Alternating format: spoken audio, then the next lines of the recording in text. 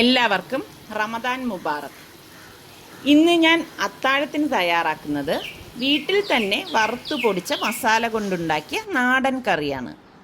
അപ്പോൾ അത് എങ്ങനെയാണ് തയ്യാറാക്കുന്നത് നമുക്ക് നോക്കാം. ഇതുണ്ടാക്കുന്നതിന് മുൻപ് നമുക്ക് കുറച്ച് മസാല റെഡിയാക്കി വെക്കണം. അപ്പോൾ ഒരു പാൻ ചൂടാകുമ്പോഴേക്ക് ഞാൻ 2 ടേബിൾ സ്പൂൺ പെരിഞ്ജീരകം, അതായത് ഫെന്നൽ സീഡ് ഇട്ടിട്ട് വറുത്തു കൊടുക്കും. ഫ്ലെയിം നന്നായിട്ട് കുറച്ച് വെച്ചിട്ടാണ് നമ്മളിത് വറുത്തെടുക്കുന്നത് കേട്ടോ, കരിഞ്ഞു പോകാൻ പാടില്ല. ഇതിവിടെ മൂത്ത് വന്നിട്ടുണ്ട്. വളരെ ഫ്ലെയിം കുറച്ച് വെച്ചിട്ട് വേണം നമ്മളിത് മൂപ്പിച്ചെടുക്കേണ്ടത്.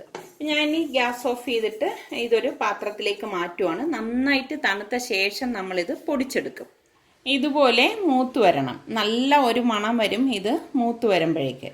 അപ്പോൾ ഇത് തണുത്ത ശേഷം ഞാൻ പൊടിച്ചെടുത്തിട്ട് വരും. ഇനി ഇതേ പാനിലേക്ക് തന്നെ നമ്മൾ ഈ ബീഫിലേക്ക് ചേർക്കാനുള്ള ഗരം മസാല തയ്യാറാക്കിയെടുക്കും. അപ്പോൾ അതിന് വേണ്ടിയിട്ട് ഞാനിവിടെ 3 ടേബിൾ സ്പൂൺ പെരിഞ്ജീരകം എടുത്തിട്ടുണ്ട്. ഒരു 7-8 ഏലക്ക വേണം. ഗ്രാമ്പു ഒരു 6-7 എണ്ണം വേണം. ഗ്രാമ്പു ഒന്നും കൂടണ്ട കേട്ടോ, കൂടിക്കഴിഞ്ഞാൽ ഈ ഗരം മസാലയ്ക്ക് ആ ഗ്രാമ്പുവിൻ്റെ ഒരു കുത്ത് കൂടുതലായിട്ട് വരും. പിന്നെ വേണ്ടത് തക്കോലമാണ്. 2-3 പീസ് പട്ട വേണം. 1 ടേബിൾ സ്പൂൺ കുരുമുളക് വേണം. അപ്പം ഇത് ഇത്രയും ഈ പാനിലേക്ക് ഇട്ടിട്ട് ഒന്ന് ചൂടാക്കിയെടുക്കാം. പട്ടയുടെയും അളവ് കൂടണ്ട. കൂടിക്കഴിഞ്ഞാൽ പട്ട, ഗ്രാമ്പു ഇതിൻ്റെയൊക്കെ അളവ് കൂടിക്കഴിഞ്ഞാൽ ശരിക്ക് ആ ഗരം മസാലയ്ക്ക് ഒരു വല്ലാത്ത കുത്ത് അനുഭവപ്പെടും. അപ്പം അതുകൊണ്ട് അതിൻ്റെയൊക്കെ അളവ് കുറഞ്ഞിരുന്നാൽ മതി കേട്ടോ. ഇതും ഇതുപോലെ തന്നെ ലോ ഫ്ലെയിമിൽ ഇട്ടിട്ട് നല്ലതുപോലെ ഒന്ന് മൂപ്പിച്ചെടുക്കണം. അതിനുശേഷം നമ്മളിതൊരു പ്ലേറ്റിലേക്ക് മാറ്റിയിട്ട് തണുത്തിട്ട് ഇത് പൊടിച്ചെടുക്കുകയാണ് ചെയ്യുന്നത്.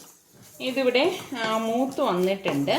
ഞാൻ ഇനി ഗ്യാസ് ഓഫ് ചെയ്തിട്ട് ഇതൊരു പ്ലേറ്റിലേക്ക് മാറ്റിയിട്ട് നല്ലതുപോലെ തണുത്ത ശേഷം ഞാനിത് പൊടിച്ചെടുക്കും. ഇപ്പം നമ്മൾ നേരത്തെ ചൂടാക്കി വെച്ച പെരിഞ്ജീരകവും ഈ മസാലയും സെപ്പറേറ്റ് ആയിട്ടാണ് നമ്മൾ പൊടിച്ചെടുക്കുന്നത് കേട്ടോ. ഞാൻ 1.5 കിലോ ബീഫ് എടുത്തിട്ടുണ്ട്. ഇതിപ്പോൾ എല്ലുള്ള ബീഫാണ് എടുത്തിരിക്കുന്നത്. ഞാൻ സാധാരണ ഉണ്ടാക്കുന്നതൊക്കെ ബോൺലെസ് ബീഫാണ്. അപ്പോൾ ഇന്നിപ്പം നിസാർക്കാക്ക് ഒരു കൊതി എല്ലുള്ള ബീഫ് വെച്ചിട്ടുള്ള കറി വേണമെന്ന്. അപ്പം അതുകൊണ്ടിപ്പം എല്ലുള്ള ബീഫ് 1.5 കിലോ ഞാൻ കഴുകി വൃത്തിയാക്കി എടുത്ത് വെച്ചിട്ടുണ്ട്. അപ്പം ഇത് ഞാൻ ഇനി ഒരു പ്രഷർ കുക്കറിലേക്ക് ഇട്ട് കൊടുക്കുകയാണ്. ഞാൻ ഇവിടെ ഒരു പ്രഷർ കുക്കർ എടുത്തിട്ടുണ്ട്. ഇപ്പം ഞാൻ ഗ്യാസ് ഓൺ ചെയ്തിട്ടില്ല കേട്ടോ. ഈ കഴുകി ഡ്രെയിൻ ചെയ്ത് വെച്ചിരിക്കുന്ന ബീഫ് ഇതിലേക്ക് ഇട്ട് കൊടുക്കാം. പിന്നെ ഇതിലേക്ക് ഞാനിവിടെ ഒരു സവോള സ്ലൈസ് ചെയ്തെടുത്തിട്ടുണ്ട്.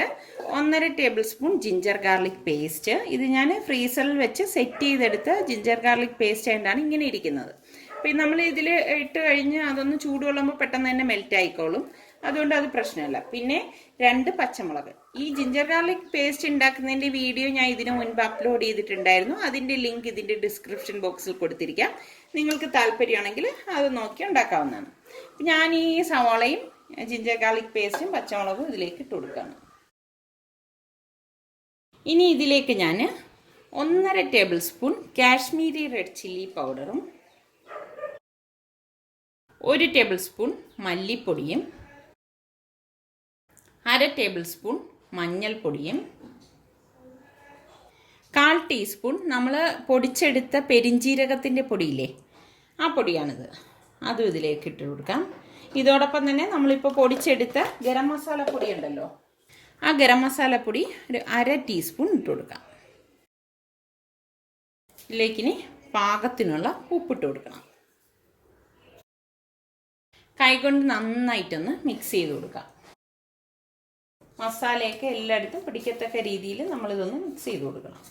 പിന്നെ സവാള എടുക്കുമ്പോൾ കൂടിപ്പോരുത് കേട്ടോ. കൂടിപ്പോയി കഴിഞ്ഞാൽ പിന്നെ നമ്മളിത് കറിയാക്കുന്ന സമയത്ത് ഈ ബീഫിന് ഒരു മധുരം അനുഭവപ്പെടും. അപ്പം അതുകൊണ്ട് സവാള കൂടരുത്. ഇപ്പം നമ്മൾ ഇതുപോലെ 1.5 കിലോയ്ക്ക് ഒരു സവാളയൊക്കെ മതിയാകും ഇതുപോലെ കറി ഉണ്ടാക്കുമ്പോൾ. ഇപ്പം ഞാനിവിടെ മസാലയെല്ലാം നന്നായിട്ട് മിക്സ് ചെയ്തെടുത്ത് വെച്ചിട്ടുണ്ട്. ഇനി ഇതിലേക്ക് 1 ടേബിൾ സ്പൂണോളം വെളിച്ചെണ്ണ ഒഴിച്ചു കൊടുക്കാം. ഇങ്ങനെ മീതെ ഒഴിച്ചു കൊടുത്താൽ മതി.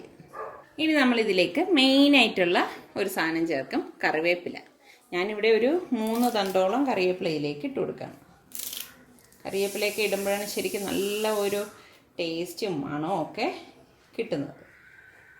ഇനി ഞാൻ ഈ കുക്കർ മൂടിയിട്ട് ഇതിലേക്ക് വെയിറ്റ് ഇട്ടിട്ട് ഗ്യാസ് ഓൺ ചെയ്ത് കൊടുക്കുകയാണ്. 4 വിസിൽ വരെ ഇത് വേവിച്ചെടുക്കും.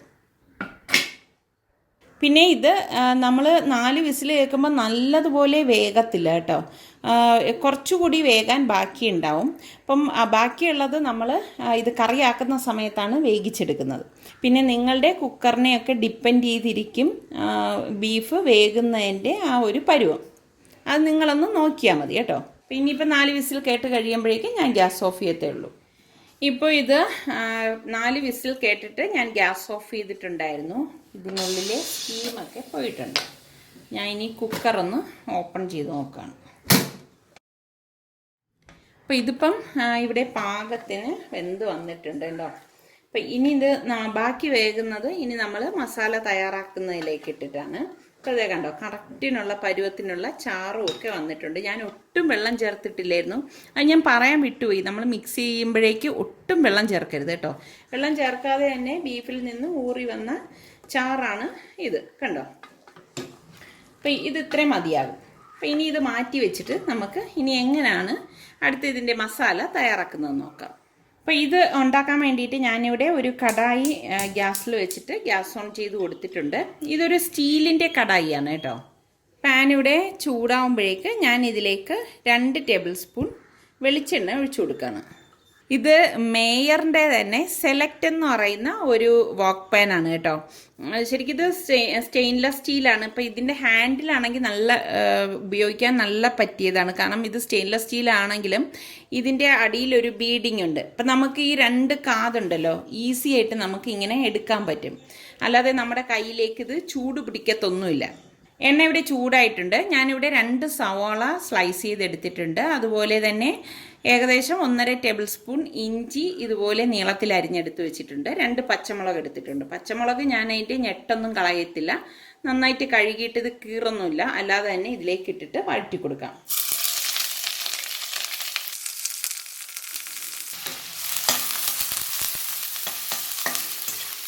ശരിക്കും ഇത് ഉപയോഗിക്കാൻ നല്ല കംഫർട്ടബിളായിട്ടുള്ള ഒരു വോക്ക് പാനാണ് കേട്ടോ. ഇതുപോലെയുള്ള കറിയൊക്കെ ഉണ്ടാക്കാനായാലും അതുപോലെ തന്നെ കടായിയൊക്കെ, ചിക്കൻ കടായി, മട്ടൻ കടായി, ഇതൊക്കെ തയ്യാറാക്കാൻ പറ്റിയ ഒരു വോക്ക് പാനാണ്. എനിക്ക് എന്തായാലും നല്ല ഇഷ്ടപ്പെട്ടു. എൻ്റെ ഇതിനു മുൻപുള്ള മേൻ്റെ പ്രോഡക്റ്റൊക്കെ ഞാൻ നിങ്ങളെ കാണിച്ചിട്ടുണ്ടല്ലോ. അപ്പം എനിക്കതൊക്കെ ഉപയോഗിച്ച് നല്ല ഇഷ്ടമായതുകൊണ്ടാണ് ഇതൊരെണ്ണം ഞാൻ സെലക്ട് ചെയ്തത്. ഇതിൻ്റെ ലിങ്ക് ഞാൻ ഡിസ്ക്രിപ്ഷൻ ബോക്സിൽ കൊടുത്തിരിക്കാം കേട്ടോ. ഞാനൊരു 3 തണ്ട് കറിവേപ്പില ഇതിലേക്ക് ഇട്ട് കൊടുക്കണം. ഇത് നല്ലതുപോലെ ഇളക്കി കൊടുത്തിട്ട് 2 മിനിറ്റ് മൂടി വെച്ചതൊന്ന് വേവിച്ചെടുക്കാം. അടപ്പ് മാറ്റിയിട്ട് നമുക്കിതിലേക്ക് പൊടികൾ ഇട്ട് കൊടുക്കാം. ഇതിലേക്ക് ഞാൻ 1/2 ടീസ്പൂൺ മഞ്ഞൾപ്പൊടിയും 1/2 ടീസ്പൂൺ കാശ്മീരി റെഡ് ചില്ലി പൗഡറും 1/2 ടീസ്പൂൺ മല്ലിപ്പൊടിയും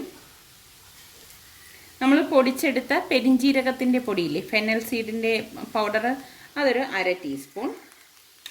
അതുപോലെ തന്നെ നമ്മൾ പൊടിച്ചെടുത്ത് വെച്ചിരിക്കുന്ന ഗരം മസാല പൊടി, അതിൽ നിന്ന് ഒരു 3/4 ടീസ്പൂണും കൂടി ഇതിലേക്ക് ഇട്ടിട്ട് ഇതൊന്ന് ഇളക്കി കൊടുക്കണം. അതായത് ഈ ഇട്ടിരിക്കുന്ന പൊടികളുടെ ആ ഒരു പച്ച മണം ഒന്ന് മാറണം. ഇവിടെ പൊടികളുടെ പച്ച മണമൊക്കെ മാറിയിട്ടുണ്ട്. ഈ സമയം ഞാനിവിടെ 2 ടൊമാറ്റോ എടുത്തിട്ടുണ്ട്. ചെറിയ ടൊമാറ്റോയാണ് ഞാനിവിടെ കട്ട് ചെയ്തെടുത്തിരിക്കുന്നത്. ഈ ടൊമാറ്റോ ഇതിലേക്ക് ഇട്ടിട്ട് ഇളക്കി കൊടുക്കാം. അപ്പോൾ വലിയ ടൊമാറ്റോ ആണെങ്കിൽ ഒരെണ്ണം ചേർത്താൽ മതിയാവും. വീണ്ടും ഇതൊന്ന് മൂടി വെക്കാം. ഇതിപ്പോൾ റെഡിയായോ നോക്കാം.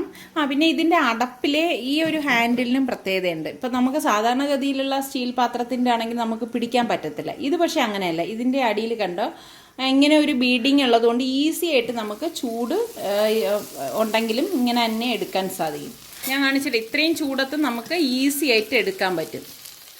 സാധാരണ ഒരു സ്റ്റീൽ പാത്രം നമുക്ക് ഇങ്ങനെ എടുക്കാൻ പറ്റത്തില്ലല്ലോ. അപ്പോൾ ഇത് നന്നായിട്ടൊന്ന് ഇളക്കി കൊടുക്കാം. ഇതിവിടെ നല്ലതുപോലെ വഴണ്ടിട്ടുണ്ട്. അപ്പം ഞാൻ ഇനി ഇതിലേക്ക് നമ്മൾ ഈ വേവിച്ച് വെച്ചിരിക്കുന്ന ബീഫില്ലേ, ഇത് ചാറോടുകൂടി തന്നെ ഇതിലേക്ക് ഒഴിച്ചു കൊടുക്കും.